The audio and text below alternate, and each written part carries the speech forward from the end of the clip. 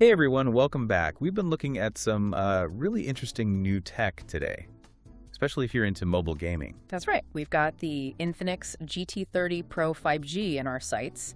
It seems really built from the ground up for gamers. Yeah, definitely looks that way. So our plan is just to, pull out the key stuff, the features that really stand out, and give you a good sense of what this phone offers. Let's do it. Okay, so first things first.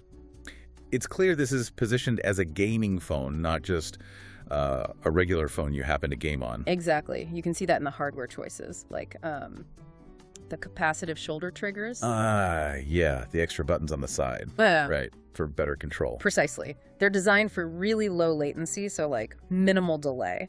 And you can remap them for different game actions, set up long press combos, stuff like that. Gives you an edge over just tapping the screen. It really does. Faster, more tactile. Then there's the cooling aspect, which is always, a big deal for gaming phones. Definitely. Phones can get pretty hot, for sure.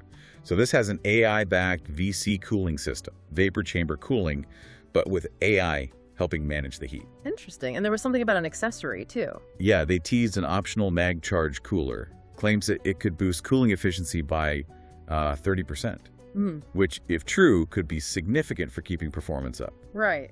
And they also mentioned an X-Boost gaming engine. Yep, and an X-axis linear motor. The X-Boost is likely software optimization for performance, maybe network stability. And the motor is for vibrations, haptics. Exactly. More precise, immersive feedback. They're aiming high, too, talking about hitting 120 frames per second in games like PUBG Mobile and MLBB. Wow, okay.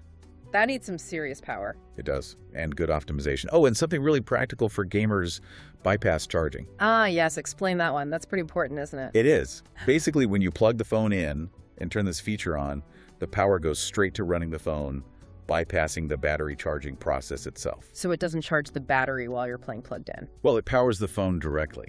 The main benefit is it reduces heat buildup massively compared to charging and gaming simultaneously. Which keeps performance stable and is better for the battery health long term. Exactly. You can game for hours plugged in without the phone getting crazy hot or stressing the battery. Makes sense. Okay, moving on to how games actually look on this thing. The display. Right, the visuals. It's a pretty big screen, 6.78 inches. And it's AMOLED. Saw some mentions of LTPS AMOLED, others just AMOLED.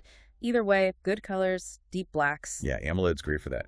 In terms of resolution, we saw a bit of variation. Some info pointed to 1.5K, others standard FHD plus day. Okay, but the refresh rate seems consistent. Oh yeah, a super smooth 144 hertz refresh rate. That's huge for gaming. Makes motion look really fluid. And equally important, maybe even more so for competitive play, is the touch sampling rate. How fast it reacts to your touch. Exactly. It's got a 2060 hertz instant touch sampling rate, which is incredibly fast. It means near instant response when you tap or swipe. Milliseconds matter in some games. They really do. There's also a high PWM dimming rate, 2304 hertz.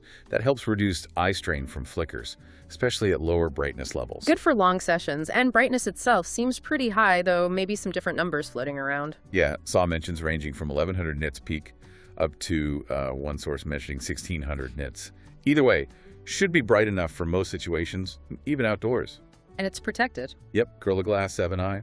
Plus it has 2 Rhineland certifications for low blue light and being flicker-free, focusing on eye comfort. And a fingerprint scanner under the display. That's right, in-display fingerprint scanner for convenience. So great display specs. What's actually driving it all? The processor. Under the hood, it's running the MediaTek Dimensity 8350 Ultimate.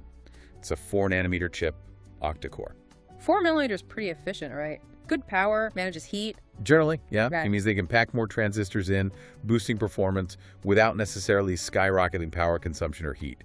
It's designed to be a high-performance chip for this kind of device. And RAM. Memory speed is key, too. Definitely. It uses LPDDR5X RAM, which is very fast. Helps with loading games, multitasking. Comes in 8GB or 12GB physical RAM options. Plus virtual RAM. Right. You can add up to another 12GB of virtual RAM. Uses some of the storage space to act like RAM.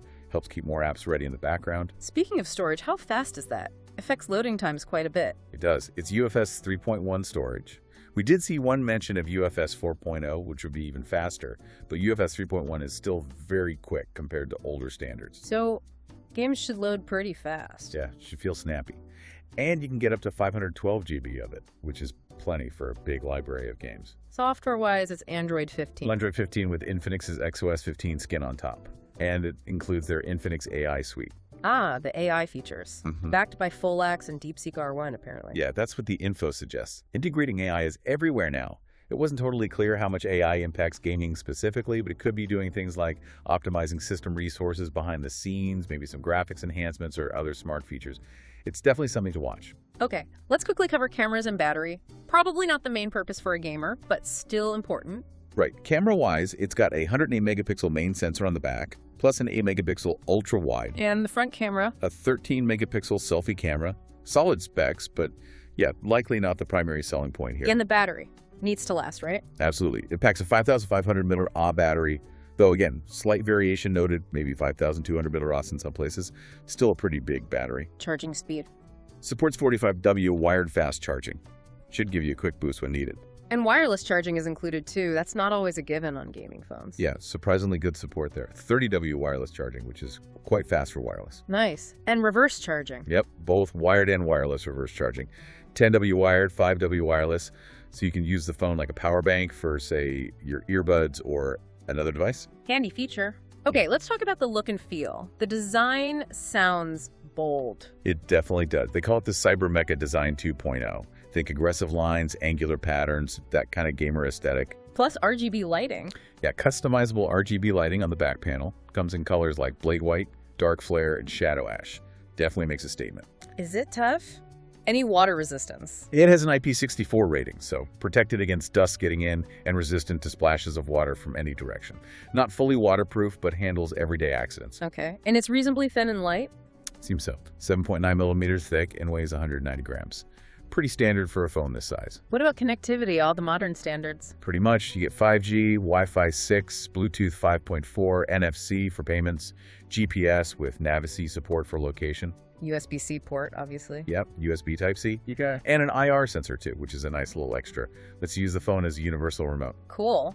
Okay, wrapping up, what do we know about where and when you can get this and for how much? It's launched in some global markets already. We saw specific pricing from Malaysia. Right. What were those numbers again? For the 12GB RAM, 256GB storage version, it was MYR 1212GB version, MYR 1,499. Which translates roughly to around $304 and $351 US, respectively. Available through some online stores there. And there was a bundle option. Yeah, a Gaming Master Edition bundle. Yeah. That includes the MagCharge cooler accessory we mentioned earlier and a mag case for the phone. Any word on other regions, like India? They did tease an India launch coming soon, but no specific date was mentioned in the info we saw. Okay, so let's pull this all together. We've got the dedicated gaming hardware like triggers and cooling, that super fast display, a capable processor, the whole Cybermecha design, plus decent battery and charging. What's the takeaway here? Who's this really for? I mean, it paints a really clear picture, doesn't it? This is aimed squarely at mobile gamers who want more than just raw power. They want the tactile controls, the advanced cooling, the hyper-responsive screen, features like bypass charging. It's for someone who takes mobile gaming seriously. And considering those Malaysian prices, it looks like they're going for a strong value play in that gaming phone space. That seems to be the angle.